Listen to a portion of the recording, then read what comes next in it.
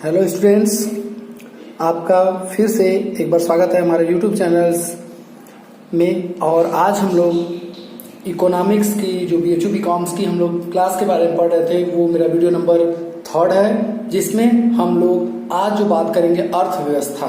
अभी तक जो हमने बात किया था वो किसकी बात किए थे हम लोग? अर्थशास्त्र। और आज अर्थव्यवस्था। अर्थव्यवस्था, व्यवस्था मतलब ये स्थान का बोध कराता है, और शास्त्र मतलब उसमें काम का बोध हमें कराता है।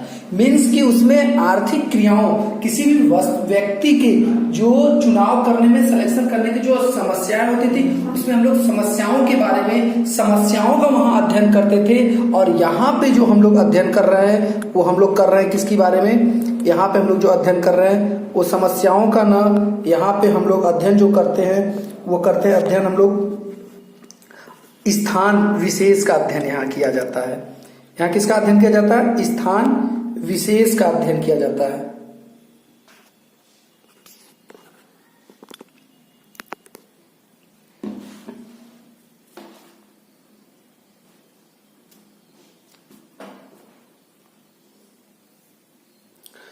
हेलो स्टूडेंट्स, आपका एक बार फिर से हमारे YouTube चैनल्स में स्वागत है। मैं आलोक कुमार गौतम, और आज हम लोग अर्थव्यवस्था के बारे में बात करेंगे। आज से पहले वाली वीडियो में हम लोग जो बात किए थे वो हम लोग अर्थशास्त्र के बारे में बात किए थे। अर्थशास्त्र का मतलब क्या होता है कि वहां पे आर्थिक समस्याओं का अध्ययन किया जाता है। किसके आर्थिक समस्याओं से?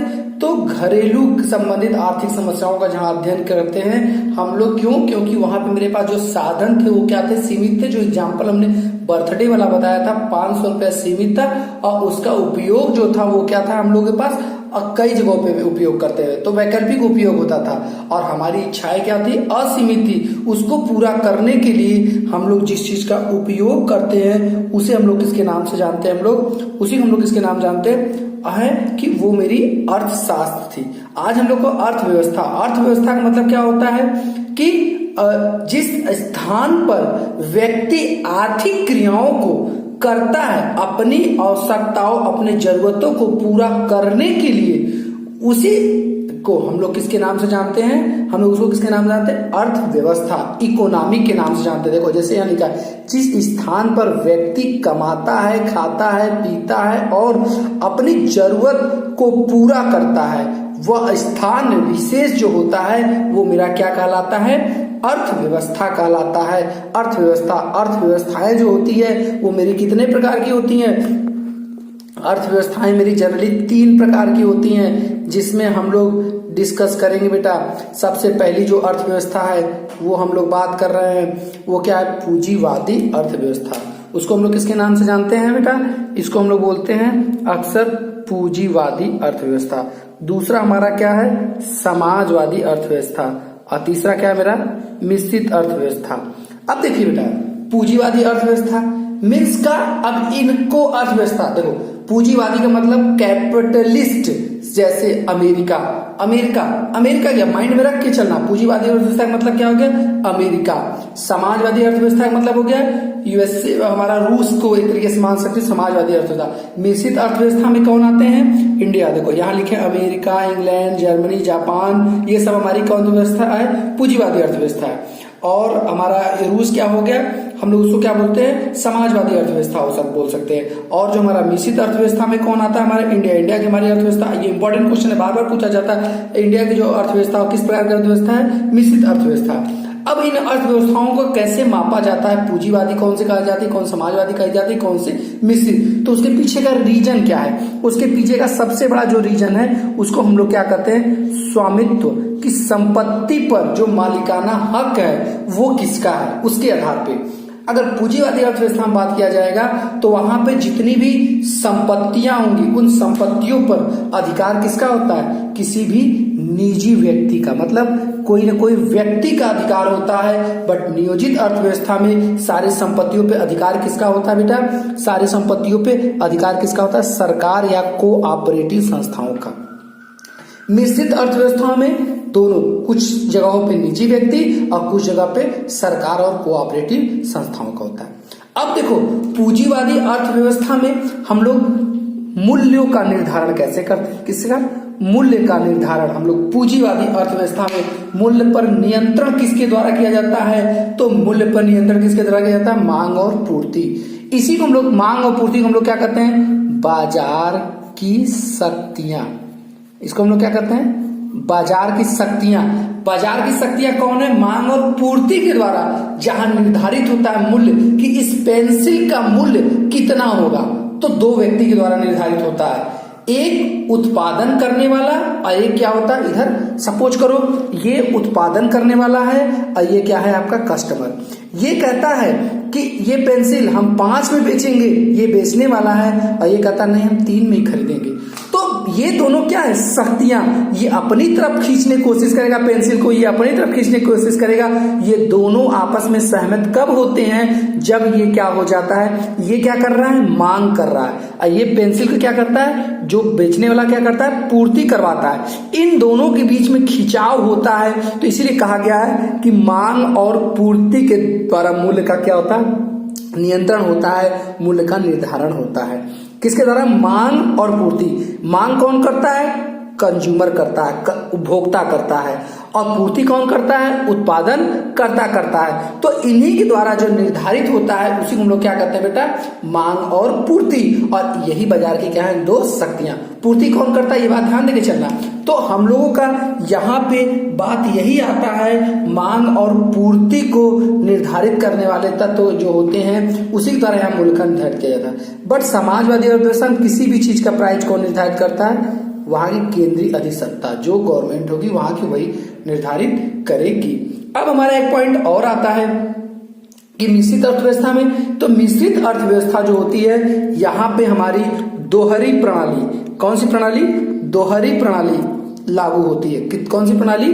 हमारे यहाँ पे दोहरी प्रणाली, डबल, हम लोग बात करें तो डबल सिस्टम्स हमारे पास जो लागू होता है वो कौन सा सिस्टम लागू होता है? डबल सिस्टम हम लोग लागू करते हैं। हम लोग बात करते हैं डबल सिस्टम के बारे में, और यहाँ पे दोहरी लागत प्रणाली हमारे यहाँ पे क्या होती है? लागू होती है। अब दोहरी लागत प्रणाली यही होता है, दोहरी मूल्य निर्धारण, मतलब कि मांग और पूर्ति और सरकार दोनों द्वारा हमारे यहाँ पे कुछ चीजों का मूल्य हम लोग मिलकर निर्धारित करते हैं, जैसे खाने पीने वाले सामानों का, बट कुछ चीजों का मूल्य कौन निर्धारित करता है? हमारे यहाँ पे गवर्नमेंट निर्धारित करती है। अब उसके बाद हमारा आता है कि उद्देश्य। हमारे यहाँ क्या आता है? उद्देश्य। अब हर बाजार का, चाहे पूंजीवादी अर्थव्यवस्था होती है या समाजवादी अर्थव्यवस्था या मिश्रित अर्थव्यवस्था, उसका उद्देश्य क्या है? पूंजीवादी जब पैसा लगाएगा, जो पैसा लगाता है, आपने देखो प्राइवेट संस्था, पूंजीवादी का मतलब एक तरीके से आप लोग क्या मान लेना? प्राइवेट। समाजवादी का मतलब सरकारी, और मिश्रित में क्या होता है? दोनों आते हैं। तो अब बताओ पूंजीवादी में जो पैसा लगाया है वो क्या, वो दान वाला काम करेगा? नहीं। वो क्या काम करेगा बेटा? वो क्या करेगा? उसका मेन उद्देश्य क्या होता है? अधिकतम लाभ कमाना। क्या करना? लाभ कमाना। इसका काम क्या होता है? सामाजिक। इसको क्या करना है? सामाजिक कार्य, मतलब कि ये क्या करता है? सोशल वेलफेयर का काम करता है, सामाजिक कार्य करता है कि रोड बनवा दे, पुल बना दे, तालाब बनवा दे। ये क्या करता है? समाजवादी अर्थव्यवस्था में किया जाता है। इनका मेन उद्देश्य ये है कि जिससे कि समाज को लाभ हो, जनता को लाभ हो, वो ही इनका मेन उद्देश्य होता है। पहले उस काम को करेगा, लाभ कमाना इनका उद्देश्य दूसरा होता है। ऐसा नहीं कि लाभ कमाना नहीं होता, समाजवादी अर्थव्यवस्था में इनका उद्देश्य, दूसरा उद्देश्य क्या होता है? लाभ कमाना। पहला उद्देश्य क्या होता है? सामाजिक हित करना, सामाजिक हित करना। फिर इसमें क्या होता है? दोनों हमारे यहाँ पे जो मिश्रित अर्थव्यवस्था है, देखो जैसे अनिल अंबानी, धीरू भाई अंबानी, जो है मुकेश अंबानी, इनका मेन उद्देश्य है कि सबसे ज्यादा मोबाइल बेच के ज्यादा पैसा कमा ले। बट मेरे सरकार का क्या उद्देश्य है? सरकार का वही काम करती है जो हमारे हित के लिए, जैसे इसमें कोरोना आया, इस मेडिसिन में क्या करती है? हमारे हित का ही तो काम करती है सरकार। तो यहाँ पे हम लोग किसके नाम से जानते हैं? तो हमारे यहाँ पे कौन सी व्यवस्था? दोनों अर्थव्यवस्था, दोनों प्रकार से इस दोनों का उद्देश्य है। अब देखो बेटा, बाजार पर नियंत्रण कौन करता है? कंट्रोल कौन करता है? तो नियंत्रित कौन करता है? नियंत्रण मतलब बाजार पर किसका मालिकाना हक चलता है। तो इसमें जो नेक्स्ट पॉइंट आता है नियंत्रण, वो किसका होता है? पूंजीपति का होता है। इसमें नियंत्रण किसका होता है? सरकार का होता है। इसमें पूंजीपति और सरकार दोनों का होता है। अब अगला पॉइंट आता है हमारे यहाँ पे, समस्याएं क्या होती है पूंजीवादी अर्थव्यवस्था की। पूंजीवादी अर्थव्यवस्था में समस्याएं क्या होती है? कई बाजार जो होता है, अगर पूंजीपतियों के हिसाब से नहीं चलेगा तो बाजार क्या हो जाएगा? फेल हो जाएगा, बर्बाद हो जाएगा। एक वस्तु पे केवल एक ही व्यक्ति का अधिकार आ जाता है जो सबसे ज्यादा पैसा वाला होगा। फिर यहाँ पे असमानता हो जाएगी, किसका?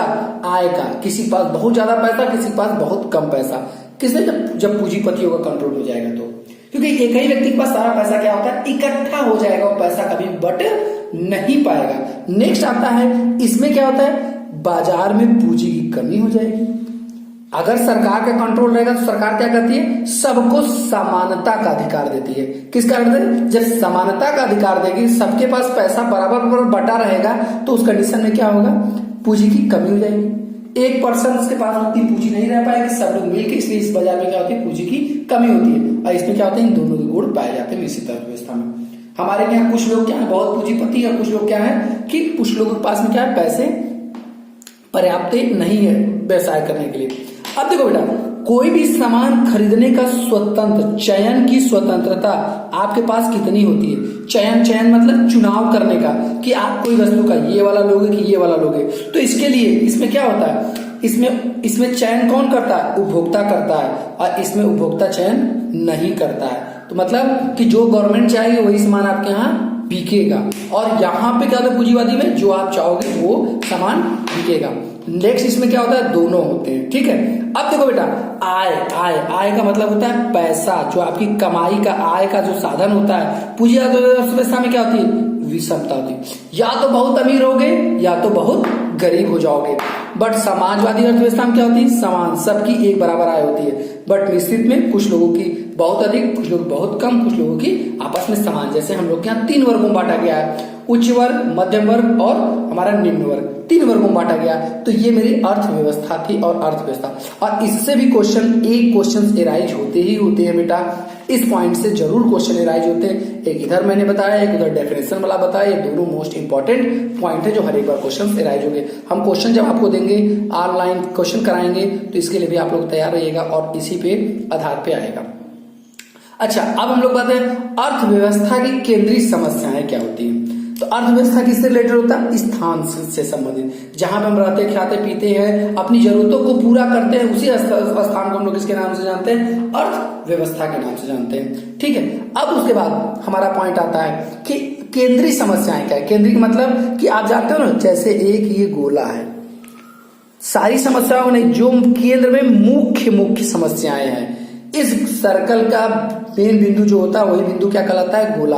एक कोई कंघा ले लो, उसके बीच का जो गोला होता है, उस गोले का मेन समस्याएं जो क्या है, वो 3 ही समस्याएं होती है हर अर्थव्यवस्था में।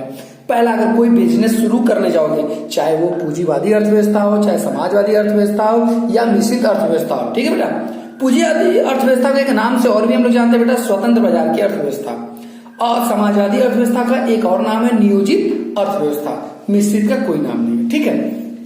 अब देखो बेटा, हमारे यहाँ पे अब हम लोग बात करते हैं कि जो अर्थव्यवस्था में प्रॉब्लम होती है, उस प्रॉब्लम क्या क्या प्रॉब्लम होती है, कौन कौन सी प्रॉब्लम। सबसे पहला प्रॉब्लम होता है, 3 ही प्रॉब्लम होते हैं बेटा, ध्यान दे लेना। कभी कभी क्वेश्चन आ जाता है, क्या उत्पादन कर रहे या क्या उत्पादन करना है, मीन्स व्हाट टू प्रोड्यूस।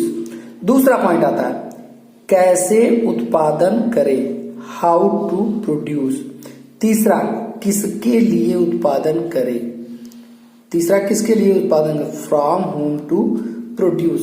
अब बेटा एक पॉइंट आप बात ध्यान देकर चलिएगा, मुझे यही बताइएगा ध्यान से कि मैं क्या बनाऊं, पेन बनाऊं, पेंसिल बनाऊं, मार्कर बनाऊं। सबसे पहली प्रॉब्लम यही आएगा कि क्या बनाए, पेन बनाए, यहाँ पे पेंसिल बनाए, मार्कर बनाए, या हाइलाइटर बनाए, ठीक है। हम लोग क्या बनाए, पहली पॉइंट यही माइंड में आता है कि इस समय या हम लोग क्या चीजों को बनाए। सबसे पहले यही पॉइंट आता है, क्या उत्पादन करना है। अब उत्पादन में हमारे पास वस्तु और सेवाओं का चयन करने की समस्या होती है कि पहले हमें क्या बनाना पड़ेगा, किस प्रकार का बिजनेस खोले। कभी बिजनेस खोलने के समय देखो तो आपके पास यही समस्याएं आएंगी कि आप किस चीज को बनाओ। तो हमारा बात आता है वस्तु बनाए कि सेवा की। पहली बात हमारा क्या आता है, चयन की समस्या आती है। किस चीज की समस्या आती है बेटा, हमारे पास चयन की समस्या आती है। चयन की समस्या और समस्याओं का अध्ययन हम लोग किसमें करते हैं, अर्थशास्त्र में करते हैं।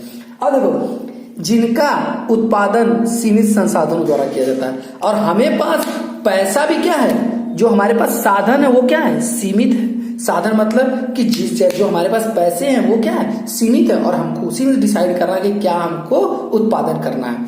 हम लोग कोई माल बनाए या कुछ सेवाएं लोगों को प्राप्त कराए।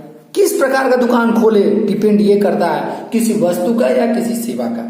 मतलब कोई ट्रेवल एजेंसी खोले कि हम लोग गाड़ी बनाने वाली संस्था खोले, अब ये डिपेंड करता है इसके ऊपर। उसके बाद हमारा पॉइंट नेक्स्ट आता है बेटा कि हम लोग ये बात जब डिसाइड कर लेते हैं तो हमारा फिर पॉइंट आता है सामने एराइज होता है कि हम लोग जो बात करते हैं वो क्या चीज के बाद में हमारा जो नेक्स्ट पॉइंट आता है कि हम लोग अगर मान लो डिसाइड करते हैं कि माल बनाएंगे, ठीक है, तो फिर हमें क्या बताना है कि कंज्यूमर प्रोडक्ट बनाए या प्रोड्यूसर प्रोडक्ट बनाए, कि कंज्यूमर के लिए हम लोग माल बनाए या प्रोड्यूसर के लिए माल बनाए। मतलब उपभोक्ता के लिए हम लोग माल बनाए या हम लोग किसके लिए माल बनाए, कि हम लोग किसके लिए माल बनाए, उत्पादन करने के लिए। मीन्स कि हम लोग अगर सपोज को डिसाइड कर लेते हैं कि मशीन बनाएंगे, क्या बनाएंगे, मशीन, तो मशीन छोटा छोटा बनाएंगे कि उसका उपयोग कौन कर सकते, हम तुम उपभोक्ता कर सके, कि बड़ी बड़ी मशीनें बनाएंगे। बड़ी मशीन बनाओगे तो उसका उपयोग कहाँ होगा, प्रोडक्शन में, मतलब हमारा इंडस्ट्री में उपयोग होगा। तो यही डिसाइड करना है हमको, ठीक है। तो अब ये होता है, सबसे पहली यही समस्या होती है। दूसरा समस्या होता है कैसे उत्पादन करें। हम लोग क्या होता है, दूसरा समस्या क्या होता है, कैसे उत्पादन करें। अब कैसे उत्पादन करें मतलब हाउ टू प्रोड्यूस, मीन्स कि आपके पास यहाँ पे कौन सी समस्या आएगी, तकनीक संबंधित समस्या आएगी। कौन समस्या आएगी, तकनीक मतलब टेक्नोलॉजी। अब हम लोग कोई काम जो मशीन बनाने का है काम, वो किसी व्यक्ति से करवा दे, मीन्स श्रम सघन हम लोग तकनीक से करवा दे, या हम लोग क्या करें, पूंजी गहन तकनीक से करवा दे।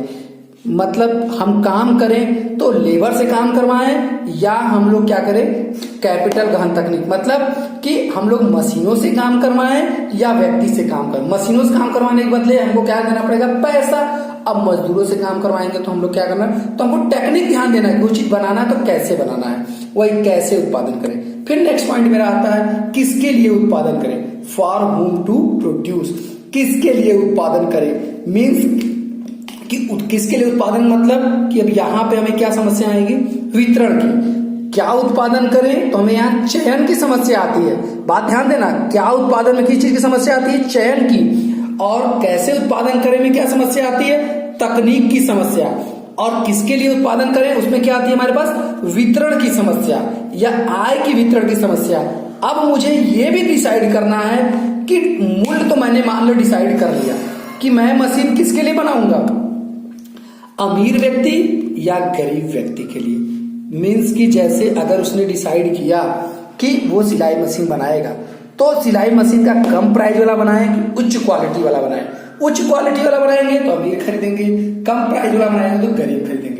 ये डिसाइड करता है उस एरिया में रहने वाले व्यक्तियों के ऊपर डिपेंड करता है कि उस एरिया में कैसे व्यक्ति और किस प्रकार के व्यक्ति रहते हैं। तो बेटा आप लोग की आर्थिक समस्याएं 3 प्रकार के होते हैं, क्या उत्पादन करें, क्या उत्पादन में समस्या आती है, चयन की समस्या, और फिर कैसे उत्पादन करें उसमें कौन सी समस्या आती है, तकनीकी की समस्या, और किसके लिए उत्पादन करें उसमें क्या समस्या आती है, वितरण की समस्या। 3 समस्याएं इसमें ध्यान देना कि चयन समस्या, तकनीक समस्या, वितरण की समस्या आती है। इसी को हम लोग इसमें क्या करते हैं, सॉल्व करते हैं। बेटा आज हम लोग बस इतना ही करते हैं, अब हम चलते बेटा, बाय बाय। आप लोग नोट्स प्रॉपर बनाते रहिए और जैसे हाईलाइट करें उस चीज को हाईलाइट करके आप ही चीजों को लिखते रहिए बेटा। तो हम बाय बाय।